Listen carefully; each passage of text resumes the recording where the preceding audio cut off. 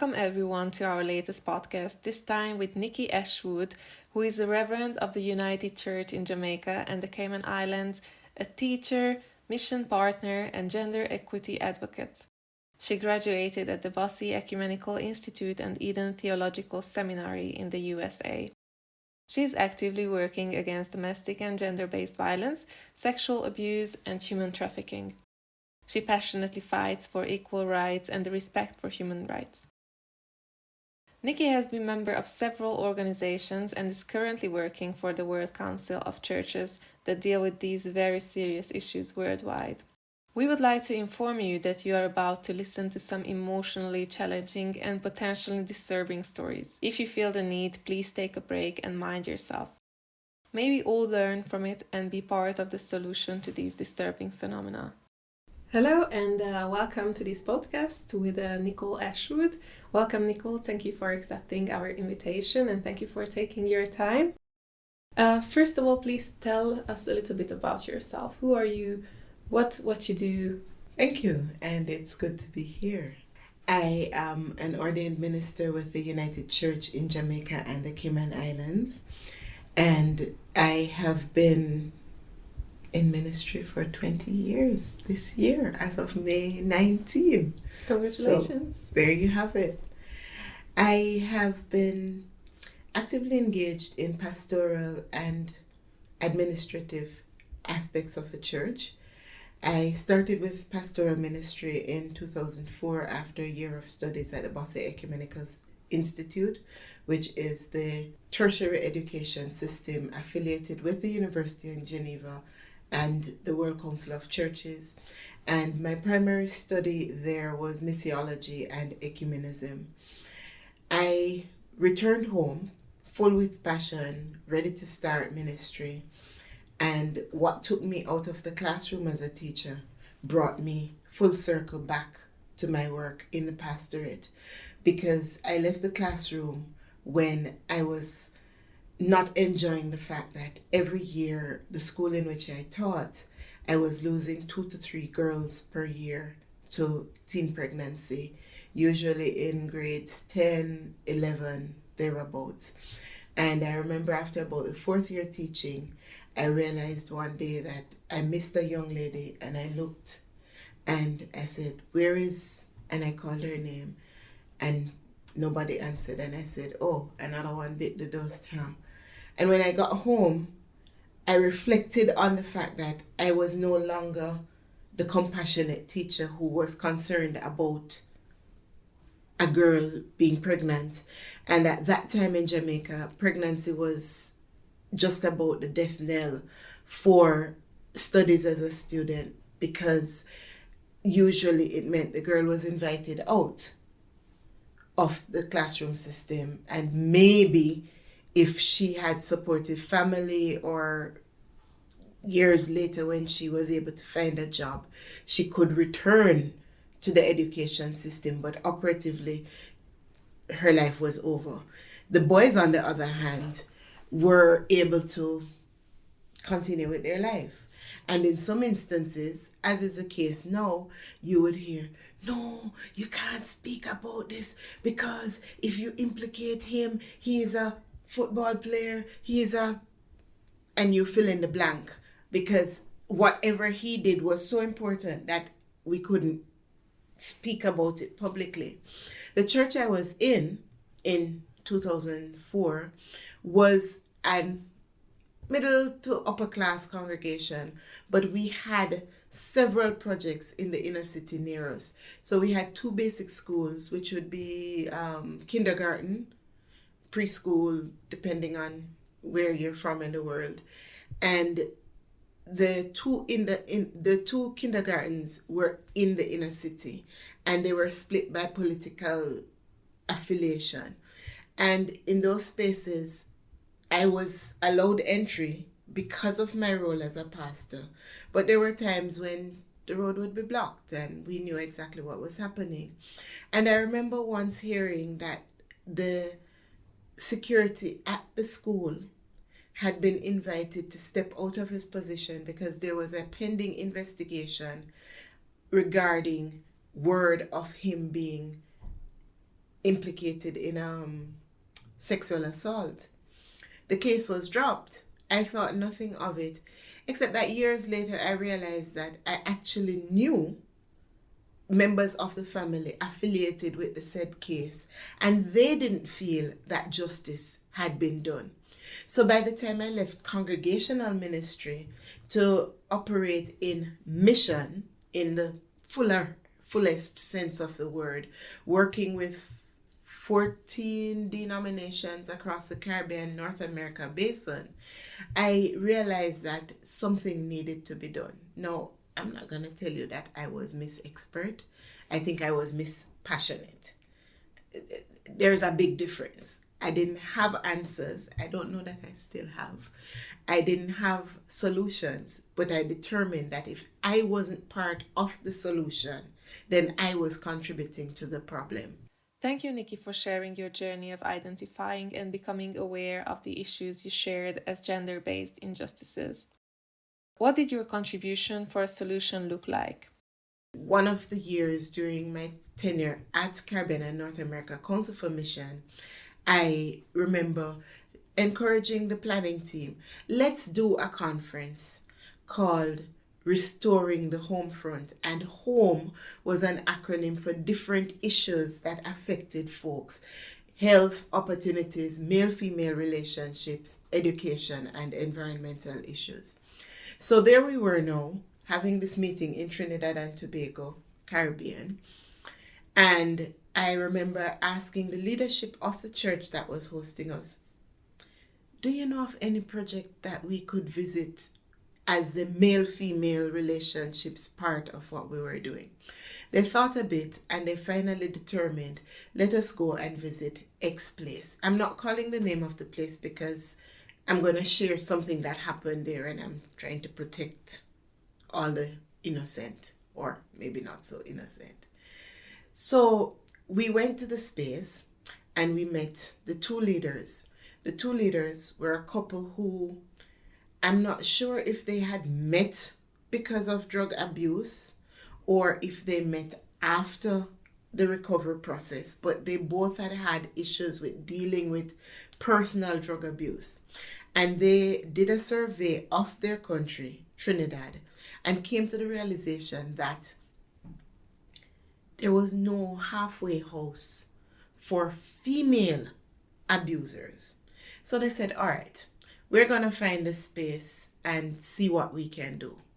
Lo and behold, when they started the 12-step program, copying what they had learned in Alcoholics Anonymous, to their chagrin, they discovered that every single female that passed through their space, regardless of age, had been a survivor of sexual and or physical violence because of their gender.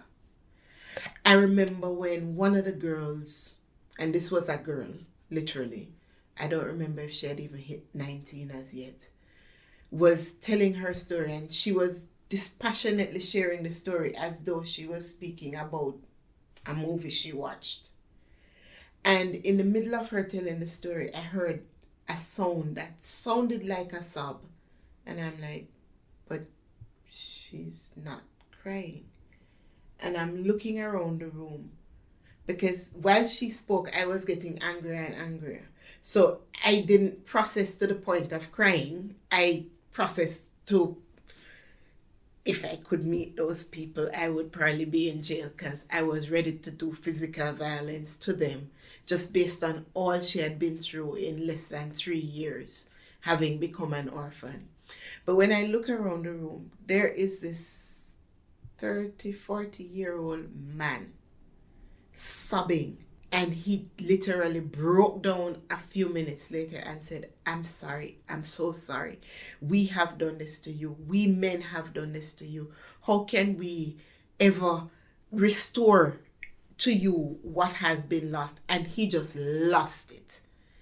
And I think that took me to a different space, because in that moment, I moved from full and complete anger to anger tempered by the fact that not every man was wicked.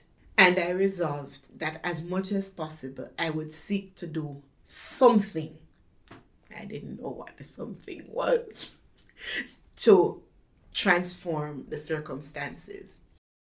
That sounds like a very marking encounter and experience. What followed afterwards?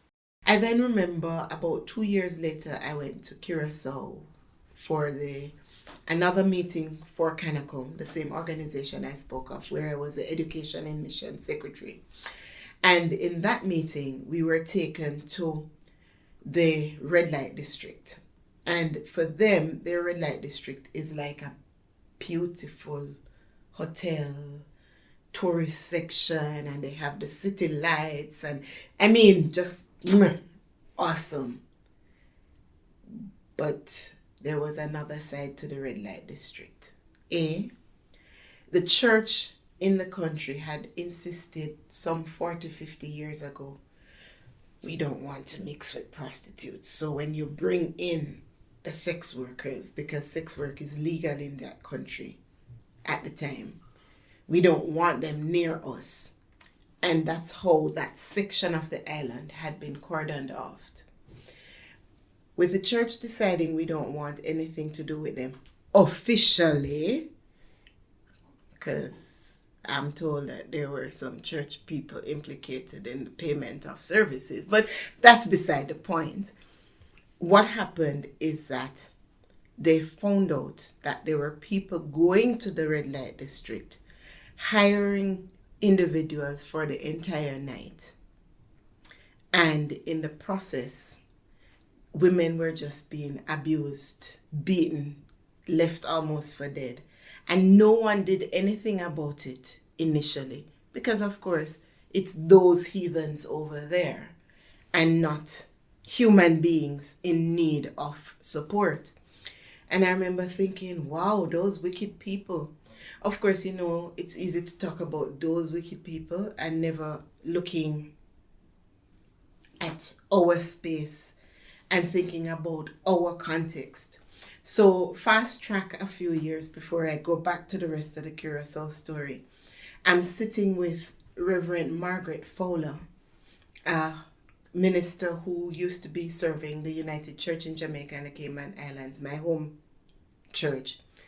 And for whatever reason, she starts sharing with me about her ministry to prostitutes and the fact that she had discovered that almost all the girls that she was dealing with, and in this instance, girls ranged from teenage to 30s, because after that, most prostitutes' shelf life is up, sorry to say.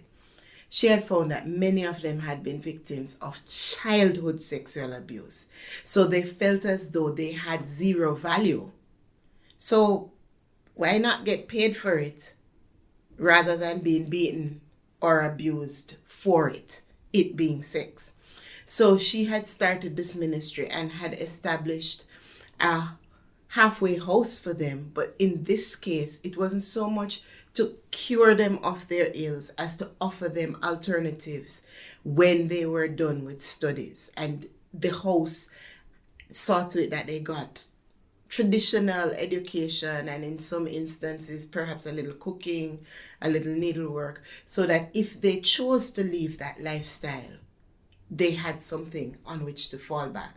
Now at that time, when I'm speaking with her, prostitution in Jamaica was ranging somewhere between 200 to 250 US per hour for the right type of call girl. So whatever you're going to invite these girls to has to offer them something that is worth their while. And I then felt my hands are tied. Going back to Curacao, at that meeting where I went to the space, I met a woman who was Catholic, and driven by compassion for folks that she found out had been victims, survivors of domestic violence and incest and sexual abuse, she decided to establish a community project. And I was just wowed by what she did. Because rather than just offer the services. What she did was she convinced the same council of churches that had nothing to do with those people over there to say, let us offer a homework center. And the children would come for homework. But the parents had to wait on the children. So while the children are doing the homework, she offered gardening and basic skills. And in the course of doing that, she then added conflict resolution to the two sides of the training. So children were doing conflict resolution and how to be peacemakers and or peacekeepers. And she was using the double circle technique. I just forgot what it's called. But the one where you're listening on the inner circle, you're speaking on the inner circle and the other group is on the outside listening and hearing and processing in order to participate. So it's a conflict resolution mechanism that she was using. And she started it with the children because she said, if I can reach these children, then it means the next generation, please Jesus, will not be abusers, and the next generation, please Jesus, will not be victims. But while she was doing that, she was also cutely doing some of the same kind of training with women. And she applied for a grant through the government of Curacao, received the grant, and was able to eventually set up a space. So I was struck by that and thought, this is something that could be replicated. So I tried to imagine how, through the organization with which I'm working, we could provide some kind of support. Thank you for giving us an insight into the circumstances that can lead women to work in sex work and initiatives to make a difference. Were you able to provide similar support? 2 years later, I'm approached by a group of women in the United States who say, Reverend Nicqi, we want to come to the Caribbean and we want to see some of the things that you all are doing. Tell us what we can do. I said, rather than come to one country in the Caribbean, I have a proposal for you. Let us go to 3 countries in the Caribbean. So you start your meeting here. We see my minister, Reverend Margaret Fowler, God rest her soul. You go to Curacao and you see what's happening there. You go to Trinidad and you see what's happening there. And then you come back and compare notes and see a broader picture of what the Caribbean is doing. And out of that started this wonderful friendship that many of those women still have with women in these different churches. And to be honest, there are men involved in that, but it was mostly woman to woman through the women's fellowships, etc. So there was that. While that is going on, I had met Dr. Fulata Moyo, the previous program executive for the Just Community of Women and Men, which is a position I'm in now. And through our interactions, she says to me, we don't have someone from the Caribbean region in our Movers for Gender Justice. Would you be open to sitting in some of our sessions? And there I went from being this regional person addressing issues related to sexual and gender-based violence to participating on the international sphere, dealing with trafficking of women, physical violence, sexual violence, along with other things. And a lot of the work I did there was related to preparing liturgy. So I would prepare worship that brought the issue of violence into our morning worship, into our evening worship, and invited us to sit and think about the issues. And for me, I had zero challenge, and I do mean zero challenge, taking it into those spaces, because I thought, if we don't bring the conversations about violence into the church will continue to pretend that it doesn't exist. And out of those, I found that I got more and more knowledge about what is happening in the global context in regard to sexual and gender-based violence, as well as being called for myself to be affiliated with transitions and processes for transformative masculinities and femininities, and therefore for change. That is an impressive journey of yourself trying to be part of the change. What happened later? Years later, the WCC has a vacancy. I apply, and here I am. And that led to me being now the custodian of the Thursdays in Black campaign, which is basically a campaign for a world without rape or violence. The campaign is easy, and I invite you to join us. It's simple as wearing black on Thursday and posting that photo to social media. It's as simple as wearing a pin if you're not able to wear black, so that someone might ask you, Thursdays in Black, jeudi en noir, donnerstag en Schweiz? What's that? And it opens the opportunity for conversations. But we also challenge, particularly young people, to think about how might we engage using the social media platforms and other spaces, preferably on a Thursday where we're amplifying the campaign, but Sunday to Sunday, Thursday to Thursday, because unfortunately, 1 in 3 women has been victimized by sexual and gender-based violence throughout their lives, and particularly amongst the 12 to 34-year-old age group. The difference between my time, when I thought that those things didn't happen, and now, is that now we are willing to take the lid off and address the Pandora's box, in the hope that as we open up about addressing these issues of violence, the change, the transformation may occur. Part of what we do then is that we also offer some degree of training as requested, but we also, as the World Council of Churches, offer a women's human rights advocacy training, which is done annually with our partners Lutheran World Federation, Norwegian Church Aid, Finn Church Aid. And what we do in that setting is we take people from literally all continents across the world. We've done online with the Pacific, but we're hoping in the future to be able to bring in people from the Pacific to Geneva. And we say, we know you're either doing advocacy in your context or you're working with people in the grassroots, and we know you have the potential to reach people that we can't always reach.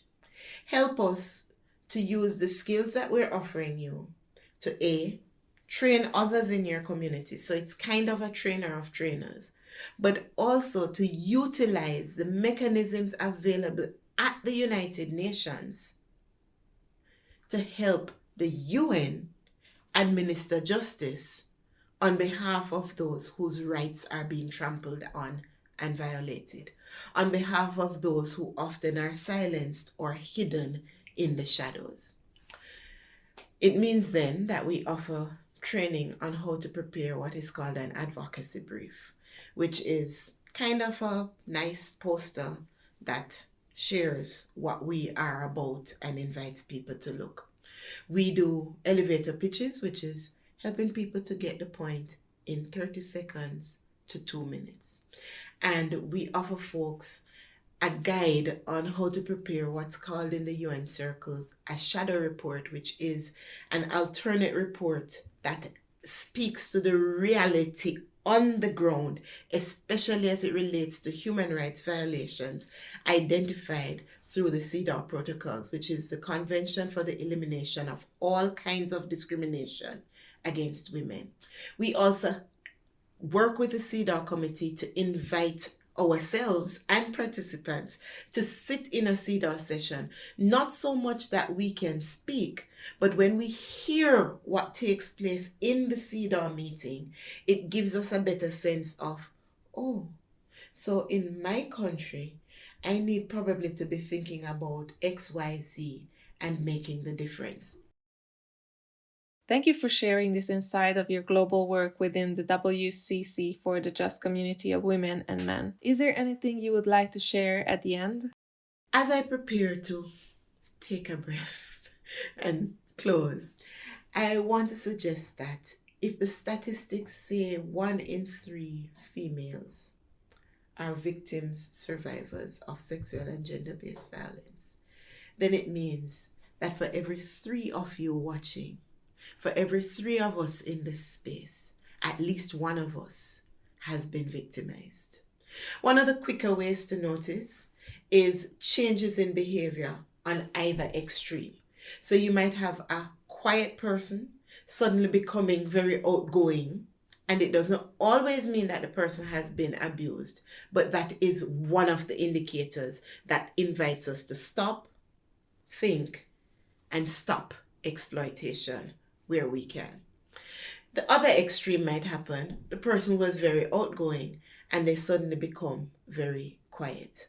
We also look at how they relate to others, females and males, because sexual and gender-based violence happens in every kind of human relationship possible. Having said that, we also listen to what people are saying in both verbal and non-verbal conversations.